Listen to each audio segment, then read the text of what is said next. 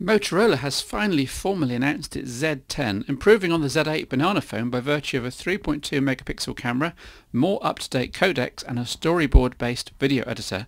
Let's hope they've managed to fix most of the bugs that have been plaguing the Z8 and produce something that's going to be stable and useful. Moreover though, where's the Z12 and beyond? Maybe 3GSM in February will see some big Motorola announcements. Microsoft have set up a useful training tool at this URL with video walkthrough of many common functions in Windows Mobile 5 and 6. There are plenty of other useful resources on this site, including an online course that you can work through in order to qualify as a, quote, small business specialist, plus loads of technical PDFs and relevant news. Good stuff. Although I don't listen too hard to rumours, I was intrigued to see these shots of what purports to be Windows Mobile 7 leaked on the net. They look plausible and combined with a decent form factor should breathe new life into the platform. As I prepare this news section, Steve Jobs has just announced a January 08 update for Apple's iPhone.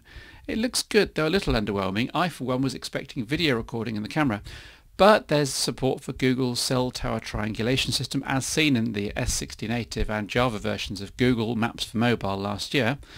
A neat drop pin system in Maps, plus the ability to send an SMS to more than one recipient, and at long last a customizable home screen with web bookmarks.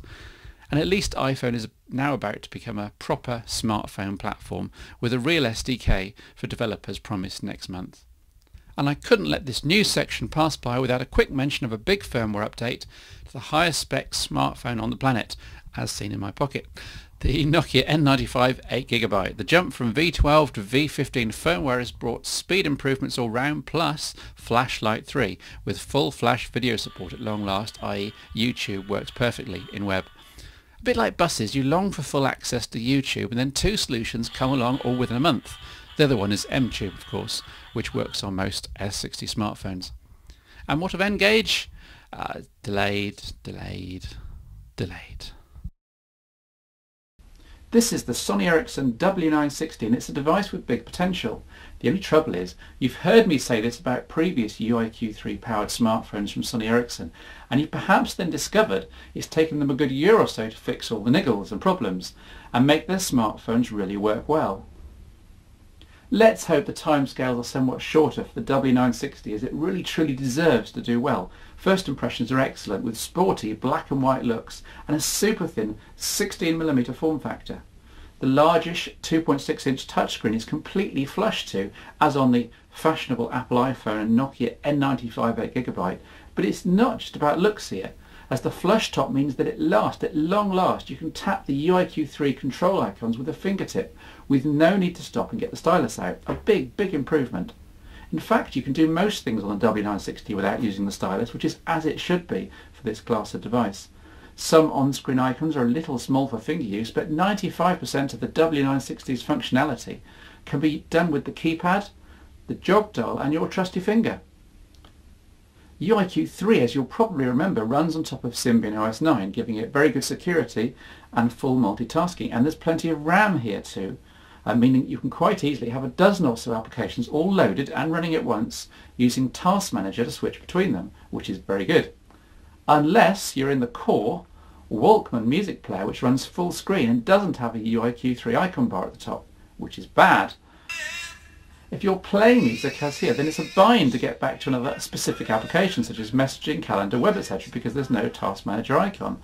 What's also bad is that the hardware music controls under the screen are not activated unless you happen to actually go to the Walkman application or its home screen status pane. When music's playing, shouldn't these controls be lit and work? Sony Ericsson, you need to fix this in firmware as soon as possible. Loading up the W960 with music is at least easy with the new Media Manager software and with full USB 2 transfer speeds possible to and from a desktop computer. I got about 6 megabytes a second with Windows Vista. With music at 96 kilobits per second in WAIM format, which is what I use, that's over 100 CDs of quality music on the 8GB internal disk. With the branding of the W960, the quality of the music being produced is important. I was impressed here. Quality in-ear stereo headphones are supplied with a 3.5mm breakout box and a dozen or so equalizer presets. They mean overall that you'll have no trouble getting your music sounding just like you want it. Accompanying all music playback are full-screen visualizations, shown here, essentially fancy animations. A bit of a gimmick, albeit a pretty one if I'm honest, and I doubt they do the battery life for the device much good. There's a choice of 5, plus thankfully the option to turn them off altogether. There's a mono speaker on the rear, but it's not intended for any serious listening.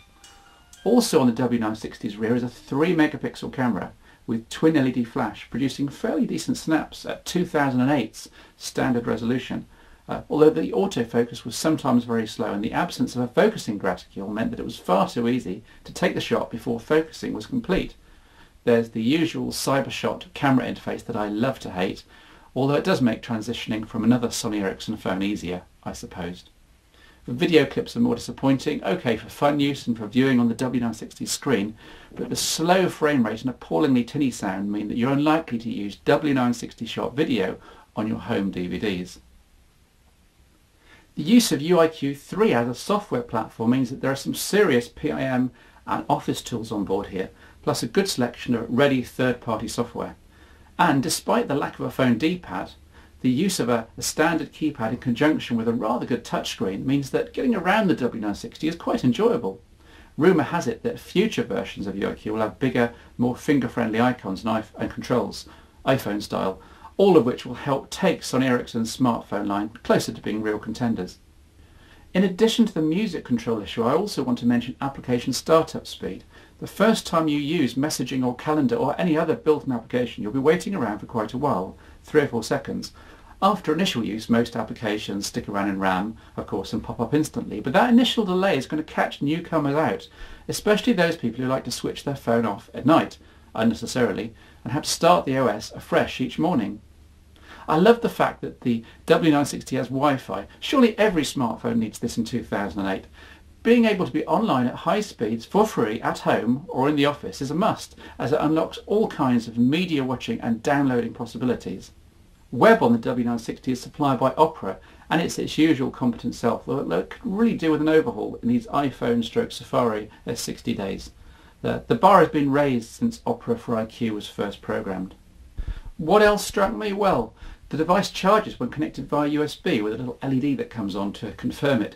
Why can't I still charge via USB with all my Nokia S60 smartphones? It's beyond me. Anyway, on the W960 there's a great FM radio with RDS support and a good and fast interface, although the much vaunted Track ID system didn't recognise any of the radio music I let it sample. Oh well. One of the major plus points of touchscreen interfaces is that by their very nature more things can be, quote, fixed in software. I get the impression that this device is still on a fairly immature firmware and that quite a few tweaks and improvements are yet to come via Sony Ericsson Update Service. The W960i, one to watch in 2008, I think. Hi, I'm Matt Radford. By the time you see this, Steve Jobs will have undoubtedly announced new and exciting goodies to the Apple faithful at Macworld in San Francisco. Amongst those is sure to be the release of iPhone's 1.1.3 firmware, which brings some exciting improvements, including looks like pseudo GPS using cell triangulation. Now I'll bring you a look at those developments next time, but for now I'm going to give you a few tips to help you get the most out of your iPhone. First up, and arguably the centerpiece of Apple's phone, is the mobile version of the Safari web browser. It's possibly the easiest mobile browser to use, but even so, all that scrolling on long web pages can take its toll on your digits. Instead of scrolling all the way back up, just touch the menu bar to jump back to the top of the page. Next, we have a little undocumented feature that was introduced in the 1.1.1 firmware, namely accented characters. If your iPhone is set to use English as the main language, but you occasionally type non-English words in messages, just hold your finger on the key and accented characters will appear. This also works for exclamation and question marks. Finally, we have the stocks application. I've yet to meet another UK iPhone user who uses this. Well, in fact, I've yet to meet another UK iPhone user, but that's beside the point. It always seems a strange inclusion on a consumer device to me, and one that's much more geared to the shares-obsessed American market. But using Yahoo's currency notation, stocks can become much more useful by giving you live exchange rates. Just enter the two currency short codes followed by =X. Here we can see US UK and UK Euro rates using GBP USD =X and GBP EUR =X. It's a little bit clunky and not a true currency converter, but it does make stocks a more worthwhile inclusion on the iPhone.